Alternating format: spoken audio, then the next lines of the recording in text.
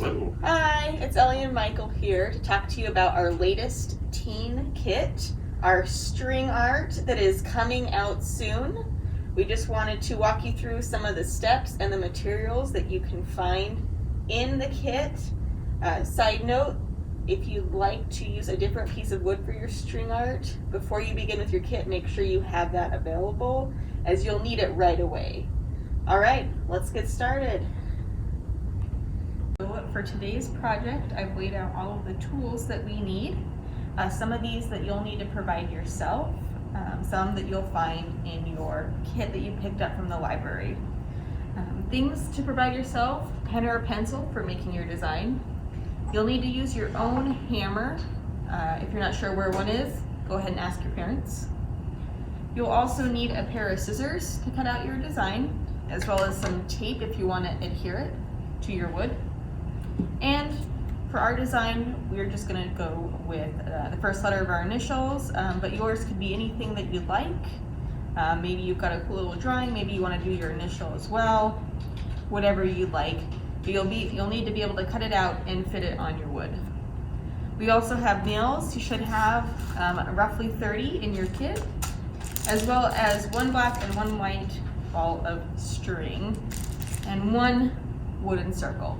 All right, so we are cutting out our design to use on our wood. When making a design, just some tips to keep in mind: that you want your design to be a little bit on the thicker side.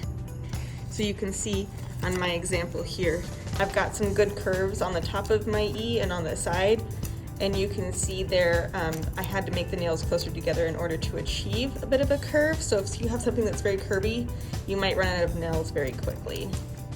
So Michael is just cutting out his M, and then he is going to go ahead and tape it onto his circle in order to trace the design so that he can properly put in the nails. You don't need a lot of tape, just enough to hold your key points in place while you trace. Another method you could use would be to tape on your design and then to actually nail into the edges of the design and then rip out the paper after you're done. Either way works. Just be aware that if you do trace your design, you will need to at some point either erase between the nails, or you might have to cover up some pencil and pen marks. Has his design already. The wood that we're using has split a little bit, unfortunately. Feel free, if you have another piece of wood that you'd like to use for your design.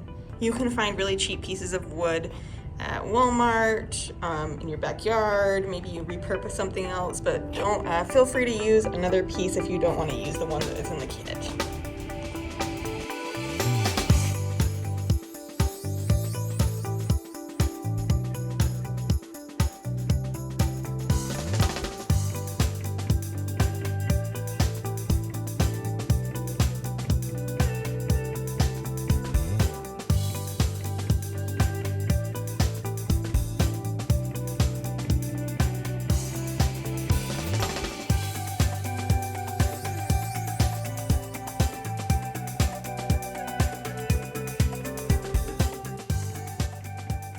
Alright, so in your kit, you're going to also have some embroidery floss.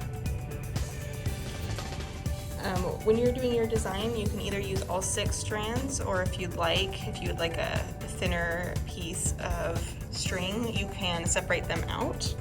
Embroidery floss is divided into 6 strands, so you could use 3 or 4, or you can use all 6, whatever you'd like.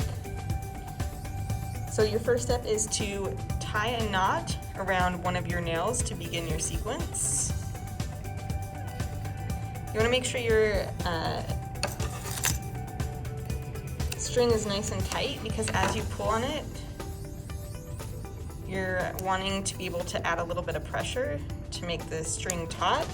And if your knot is a little bit loose, or if your nail is a little bit loose, you won't be able to put that pressure on.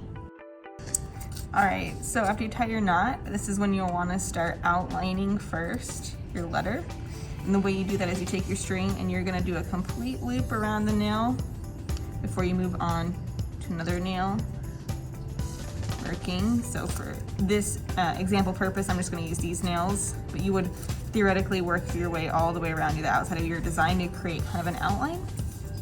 So once you've created the outline, and be a little patient.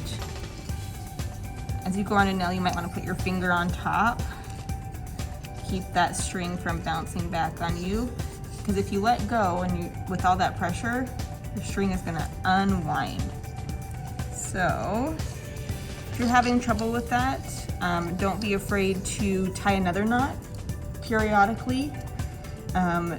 We are going to kind of cover up a lot of this part here, so it's okay if there's some knots hiding underneath. So once you have your outline done, that is when you would, taking your thread, start doing a completely random design. And it can be any way you want, any direction you want. It can be even, it can be odd, it can be the same strings and thicker in places, thinner in places, whatever you'd like to do. But your goal is to just keep wrapping until you are satisfied with the design.